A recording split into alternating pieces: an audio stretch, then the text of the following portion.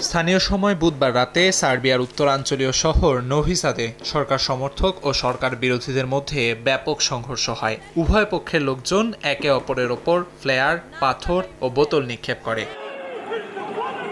পরিস্থিতি নিয়ন্ত্রণে মাঠে নামে পুলিশ। স্থানীয় গণমাধ্যমের তথ্য অনুযায়ী সংঘর্ষে পুলিশ কর্মকর্তা সহ বহু মানুষ আহত হয়েছেন।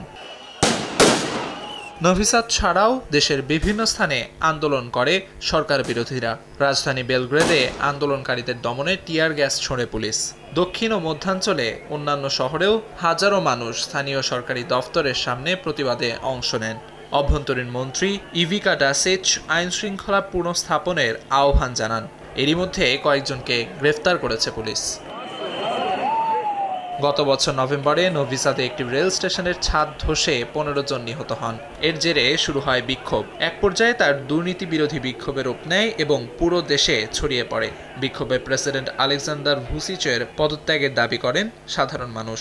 বিশেষ করে শিক্ষার্থীদের জোরালো দাবির মুখে পদত্যাগে বাধ্য হন প্রধানমন্ত্রী মিলোস ভুচেভিচ সহ উচ্চপদস্থ বেশ কয়েকজন কর্মকর্তা। সম্প্রতি প্রেসিডেন্ট ভুসিচ সংবাদ সম্মেলনে এ আন্দোলনকে অত্যন্ত সহিংস আখ্যা দিলে আবারও জ্বলে ওঠে প্রতিবাদের আগুন।